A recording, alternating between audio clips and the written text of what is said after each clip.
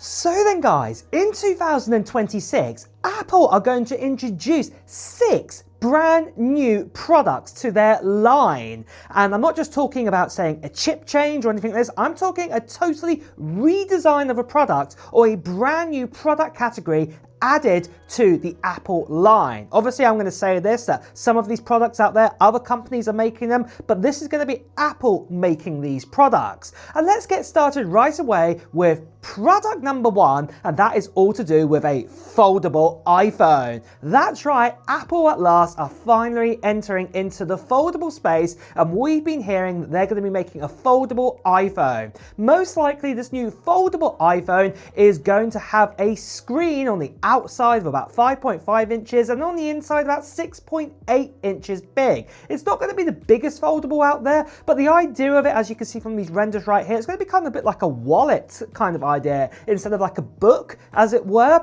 And this means that it can actually fit into your pocket better. And also, for example, if you're consuming media, then you wouldn't have, say, big borders on this either, on the top or bottom. So this does really help out. We've been told this is going to have the likes of, say, the A20 Pro chip inside of it, and then also you'll be able to do sort of lots of different multitasking capabilities, very similar to like what we get on iPad OS 26 right now, but yet you still can use it like an iPhone. So this is really exciting, and this is one of the biggest products that's coming out in 2026 from Apple. But then for the second big product we've heard about that Apple are introducing, and that is going to be a brand new budget MacBook. Whether this new MacBook is going to be called the MacBook Air, the MacBook SE, or just standard MacBook or MacBook Mini, who knows at this stage. But the point is that this new product is set to come out in the early part of 2026. So we're talking around about anywhere from about March to May time. So the springtime in the Northern Hemisphere, as it were, is when it's actually going to be coming out. So this is really exciting news to hear. And one of the big changes with this MacBook is going to be its pricing. Its pricing is looking like it's to be anywhere between about $599 to $699 US for it. But another key difference as well is that it's also going to resurrect an old design that we've had in the past. Maybe this will be the MacBook Air M1 design that we used to have from 2018 to about 2020. I know there were some Intel chips in that too, but it could also be the 2015 design of a 12.8-inch MacBook with some good updates. Instead of having like a butterfly keyboard, have a magic keyboard, hinges sorted, and other bits and pieces also fixed too. But the main other key thing about this new MacBook is it's also going to have an A18 Pro inside of it. It won't even have an M chip. Now, I know some of you guys are going to say an A18 Pro. Well, that would be rubbish. Well, the thing is what I'm going to say here. In single core performance, don't forget that the A18 Pro is even faster than an M3 chip. And in multi-core performance, the A18 Pro is around about on par with the likes of an M1 in multi-core performance. So it's more than capable to actually give most people their needs. Obviously, this MacBook is not going to be designed for people out there to do Final Cut Pro with 8K video or Photoshop with raw images all the time. It is designed for kind of students just going to write their notes up, people at home wanting to watch media on it or writing up notes to do some basic kind of research. This is who this is for. If you want to do any kind of pro kind of media kind of stuff out there, this is where you'd upgrade to a MacBook with an M chip inside of it.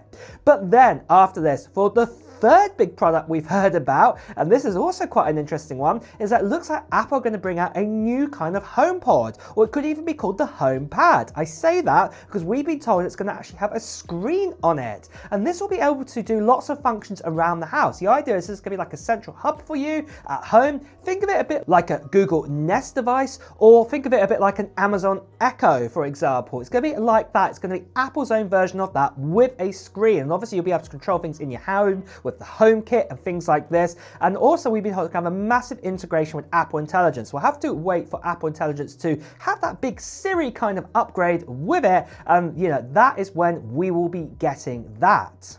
But then for the fourth product we've also heard about to also come along the same time as that new HomePad or HomePod with a screen, whatever you want to call it, is that Apple actually are making a security camera. As you can see right here, that's right, they are looking to make a security camera, and this is also going to be added into the HomeKit. This is Apple's first time going into this. I think they're going to put in lots of sort of Apple Intelligence bits and pieces of like tracking people and doing things and alerts. So this one is also one I'm quite interested to see how this is going to turn out. There hasn't been too many leaks about this one. All we know is that Apple are working on it, how it's going to work, if it's going to work outdoors or indoors, it's going to work on solar power, is it going to be wired, battery? We just don't know at this stage. We just know that they're working on some type of security camera. So we'll just have to wait and see when that is released in 2026. So then guys, between my MacBook, iPhone, AirPods and watch, my desk used to look like a spaghetti monster of cables. That's when I built my ultimate power setup, powered by Anker Prime, their latest fast charging line. First up is Anker's Prime Power Bank, the 26K.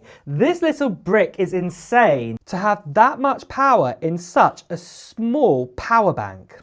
It can deliver up to 300 watts total. So I can charge my MacBook Pro M5, I could charge up an iPad and my iPhone 17 Pro Max all at once. One USB-C port hits 140 watts on its own. So this is enough to charge my MacBook Pro M5 to 50% in just 27 minutes. And when it's finally running out, plug in 2 USB-C cable and it can recharge itself up to 50% in only 13 minutes. About the same time it takes me to make a coffee. It's also flight safe, roughly the size of a venti coffee cup, and has a smart display that shows exactly how much power is moving. No more guessing with blinking lights. And then when I'm finished for the day, everything goes on the Anker Prime 3-in-1 wireless charging station. It's Anker's first 25-watt Qi2 wireless charger with active cooling and a built-in display.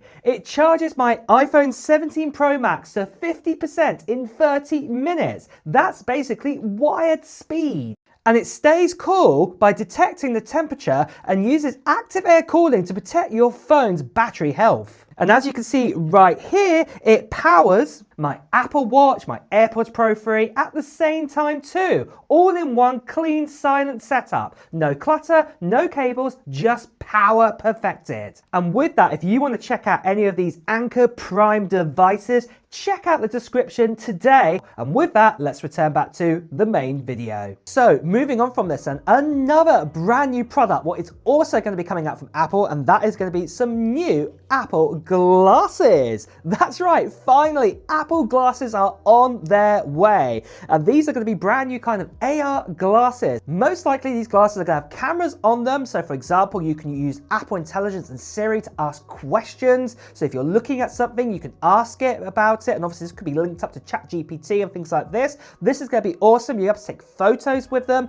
But the other cool thing about this also be like a heads-up display, a HUD sort of display inside of it. Not a full kind of color picture, but just like a standard heads-up display. And this will also tell you like notifications, and also if you ask a question, that obviously that will come up. Or for example, like translation tool, notes and things like this. This would also appear on the screen. You can think of loads of possibilities out there what Apple are going to do with these. And most likely these are going to be announced at WWDC 2026, but might not come out till later on in the year because they might want to get app developers on board to create apps and have a good play with these first of all. But this is something else we're super excited to see. And then finally, for the last and sixth product we could potentially be seeing in 2026, and this is an OLED MacBook Pro with a touch display as well. Now this could also still come out in early 2027, but the main point is this is going to be a brand new MacBook Pro built from the ground up for at least the next, say, 5 generations of the MacBook Pro with the M series chip inside it. So M6,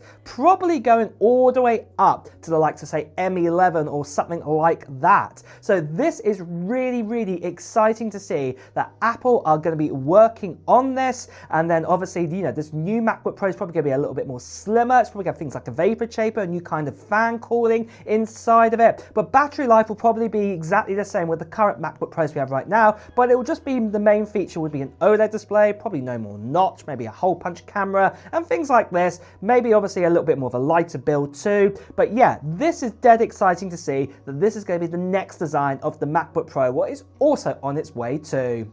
But really guys, those are the top new 6 products that are coming out in 2026. Like I said, they're all brand new ones or brand new design ones. Are you excited for these? Are you going to get any of them? Well, let me know in the comments below.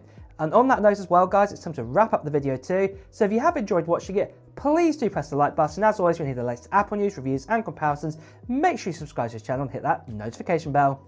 Until next time guys, I'll see you really soon. Take care. Bye bye.